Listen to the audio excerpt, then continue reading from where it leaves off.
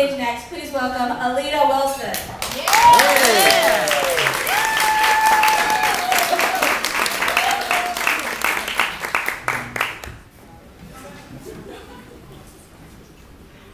Sister Mary taught us all about angels. Cherubim, cherubim, good angels, bad angels, falling angels. But when I was 10 years old, I found out about one angel she hadn't told me about. I was in the 5th grade, and my friends and I went to bed one night with visions of snowstorm and school closings and sledding. They had been predicted that there was going to be a huge snowstorm during the night. And in Washington, we don't get that much snow. 2 or 3 times a year we'll get some dustings, but this was going to be a ginormous snow to close the schools. It felt like Christmas Eve, and I was going to wake up in the morning to a gift of snow. Lo and behold, the next morning I woke up, looked out the window, and it was white everywhere. There was snow on the rooftops, on the sidewalks, on the streets. Snow was almost covering the cars.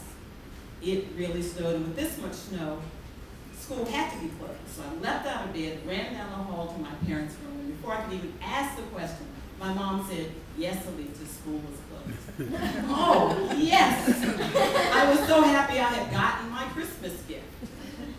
So I'm standing there, I can't be still, and I said, "Oh, I've got to go call my friends." And my mom says, "No, it's too early in the morning to call anybody's house. Just relax." I said, "But Mom!" She said, "No, Aleta, just wait." So I go downstairs, I eat my breakfast, I'm trying to kill time until I can call my friends so we can plan on going sledding. Finally, Mom calls down and says, "All right, Aleta, you can call your friends now." Now, this was before there were cell phones. In fact, we had dial phones, which some of you may have seen in Smithsonian. And when you called somebody's house, that meant you weren't going to get to them right away. You had to go through the parents to get there. But that was okay because the parents were kind of excited about the snow day, too. So I get on the phone, I call Stephen and Betty and Carol, and we do this phone tree kind of thing. So everybody agrees that they're going to call other friends so we can make plans. Now I want to call my cousin Vincent, but I know my friends really don't like Vincent. They kind of think he's a bully. Carol says that Vincent pushed her down in the mud one day and really messed up her Sunday dress. Cheryl said whenever nobody's around, he and his friends pinch me and they pull my hair and they push me around like a ping pong ball. Stephen tells a story about how he had saved all year working odd jobs to get a flute so that he could play in the school band. The first day he took his flute to school, he ran into Vincent, who grabbed the flute and smashed it against the tree.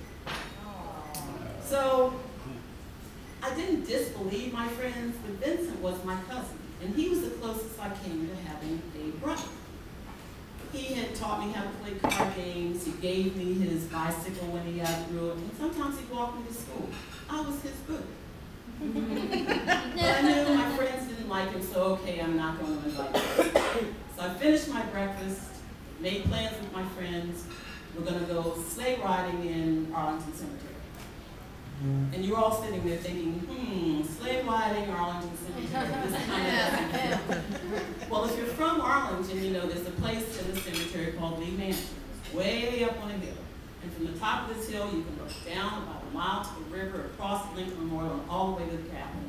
This is the tallest and the best sleigh riding hill in all of Washington, D.C. So once our plans are set, I finished my breakfast, I'm now going to go upstairs and get dressed to go sleigh riding. I get up in my bedroom and my bed is covered in clothes. I say to my mom, "Mom, I can't wear all of these clothes." She says, "Oh yes, you're going to wear everything because you're not going to get cold." This was back in the day before medical science had discovered that getting cold didn't necessarily lead to having a cold. But it was the mother's credo then, "Thou child shalt not get cold." So I put on my socks and my long john pants, and my t-shirt, and my long john shirt, jeans, blouse, sweater, snowsuit with the straps over the shoulders, hat, ear flaps tied under the neck, and a scarf so long it wrapped around my neck 3 times. I was not going to get cold. Just the kind of outfit you did not want to have on if you had to go pee. So once I'm dressed, I go downstairs, open the door, and there are all my friends. It's about 8 of them. They're all dressed like me, multicolored hats and gloves and scarves and everything. We are so bundled up, we look like those Russian dolls, Russian nesting dolls, and if you pushed us over, we would just bounce right back up. We've got an assortment of sledding stuff. I've got my new flexible flyers sled with the birch top and red rails. My friends, some of them have flexible flyers too. Some folks have bought cardboard, some bought plastic, basically anything that will slide on the snow. Then we take off to Arlington Cemetery, Lee Mansion Hill. As we're approaching the hill, we can see there's some other kids there already sledding. And as we get closer, we see also that Vincent is there with his friends. My friends start grumbling. Say, oh, don't worry, he's my cousin. I'm not going to let him do anything wrong. So we hit the top of that slope, that Lee Mansion Hill, and we start sledding down and back up, down and back up. Careful to stay within about a 25, 35-foot area, because to either side there are tombstones. After about a couple of hours of this, we're now really cold and we're damp and we're ready to go home. So my friends and I gather at the top of the hill, getting ready to leave, and Vincent and his friends start coming towards us. I can feel my friends as they begin to back up. I said, don't worry, he's not going to bother you. He comes over and he says, Aleta, can I borrow your sled? Sure. He reaches out to take my sled with one hand. From his back, he takes his other hand. He's holding a giant snowball. Before I can realize what he's going to do, he grabs my elbow, pulls me towards him, takes that snowball and puts it down my back, under my t-shirt, which is under my long john shirt, under my blouse, under my sweater, under my jacket. And it is cold. And I look at him and I say, why did you do that? And he begins to laugh, and his friends are laughing, and I begin to cry. Because I am humiliated, I am angry, and I am cold.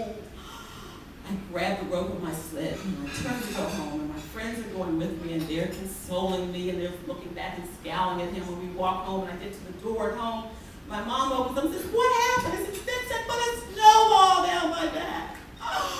She helps me out of my clothes, and by now the snowball is totally melted. I am wet from my neck all the way down to my feet. She draws a hot tub of water for me. I'm sitting there, she's made some hot chocolate. I'm sitting in the tub, warming up, drinking my hot chocolate. She and I are talking, I'm calming down. Then we hear the phone ring. Mom leaves to go answer the phone.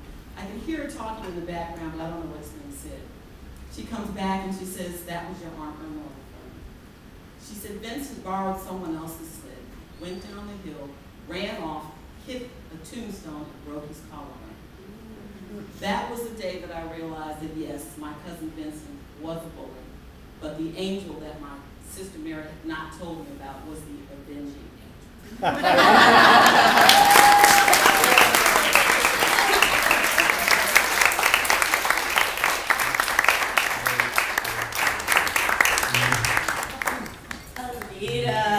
Aleta, karma's a bitch, right?